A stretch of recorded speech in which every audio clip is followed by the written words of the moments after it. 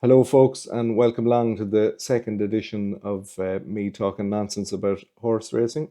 It's the first video since the Lincoln. There hasn't been a whole pile to get stuck into on the weekends since then, but I will be aiming to get a video up more often from now on if all goes to plan. The first video went fairly well. 14-1 selection. Godwinson managed to actually win the race, so that was a good start. I also had backed Whipcracker in it. Things didn't exactly pan out for him. On my gambling.com column, I've had a 28-1 winner amongst others since then. Plenty of losers in the meantime as well, so it is not exactly the most consistent time of the year for punting, but I'm up around 22 points and things are going along fairly well. So hopefully there'll be a little bit more consistency coming along at some stage in the near future. For this video, we're looking at Guineas weekend. I found 5 races across Friday and Saturday that have horses running in them that interest me. Any of the other bets that I'll find in the meantime will be up on my column on gambling.com, so you can check that out. Thanks a million to everybody for tuning in so far, and for algorithm purposes, any likes, comments and subscribes would be greatly appreciated. Now we'll move on to the bets. The first race that I'm going to take a look at is on Friday afternoon, the 2:35 at Goodwood. It's a 5 furlong sprint handicap, and the horse that I like in this race is Jack Shannon's Miss Attitude. I thought she was significantly better than the bare form of her listed race at Bath last time out. If you look at that, it shows on paper that she finished in last place, but unfortunately she was drawn low. She ended up missing the break, got locked up on the fence whenever she would have wanted to be making ground, and it was a bit of a disaster from start to finish. The first two were up on the pace throughout. That obviously meant that any of the hold-up horses were potentially in trouble, and she was one of those that never had a chance of getting involved. Previous to that, she had looked in very good form at Southwell a few starts ago. She posted a career best performance and victory there. I thought she was significantly better than the bare form would suggest as well, because she had to make up a hell of a lot of ground on a track that wouldn't exactly be best suited to that run style. So it'll be interesting to see how she gets on today. Her last attempt over course and distance was a big one as well. She was only beaten a nose behind Tatterstall last summer. Thought that was quite an unfortunate defeat at the same time. She's back into handicap company now. She should have a lot more to offer. And I think at around 5-1 she rates as a fair bet.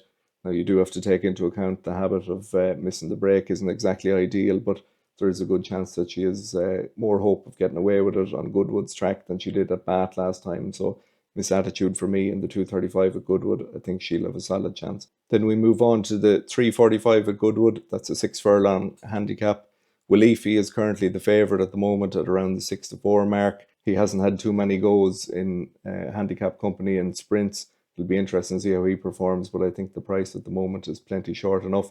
The one that I'm drawn to is Spring Bloom for Robert Edry, with Mason Patel taking the ride and removing £7. I backed him at Newmarket when he made his seasonal return over 5 furlongs. He does tend to go well at that track, but he hadn't run for 166 days. He did run in the race as if he would be coming on for it, and that wasn't necessarily what the market was saying at the time. He was backed into 4-1, but I don't think he was fully wound up whatsoever.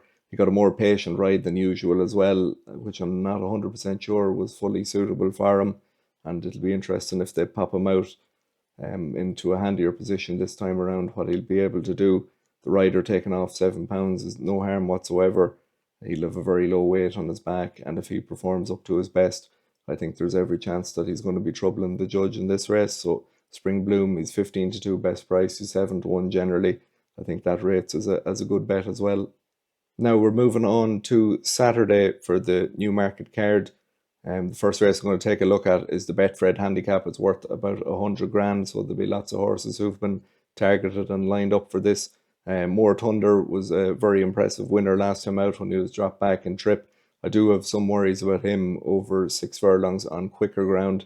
Unless there was a bit of rain in the meantime, I think there's a possibility that he could find his speed being tested a bit too much. So he's obviously a talented horse. His mark might still be on the reasonable side, but I think with the way that the ground is, I'd prefer to be looking for something else.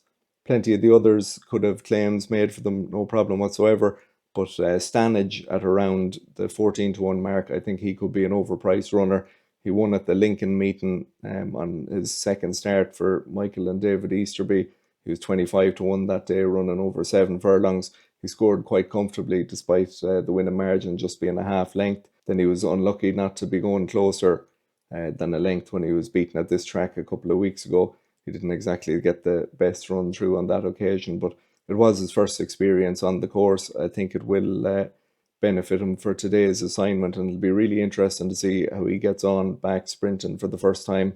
He obviously stays 7 furlongs very well, but he has displayed a fairly high cruising speed more often than not.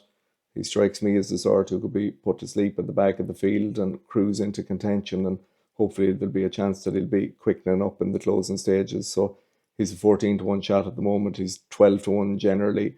Anything double figures to me is rating as a fairly good bet. So Standage is the one for me in that race. Now we move on to the group action. Another sprint this time around in the Palace House Stakes at 2:55 p.m. That's also at Newmarket as well. It should be a good battle between the established sprinters and the up-and-comers. When it comes to those that are towards the head of the market, I think no half measures would have a better chance if there was rain around. Washington Heights may prefer another furlong on quicker ground, and to me the two of them are looking plenty short enough at the moment.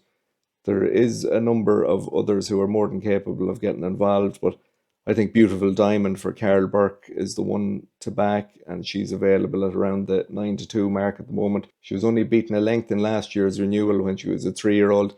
That was plenty early enough in her career, but it was a cracking run on the day. Some of her form afterwards has been quite good, including finishing second to Believing in an Irish Group 2. She does need to find improvement this year if she's going to be competing at the top table, but she looks like one that's physically going to be capable of taking a step forward as a 4-year-old.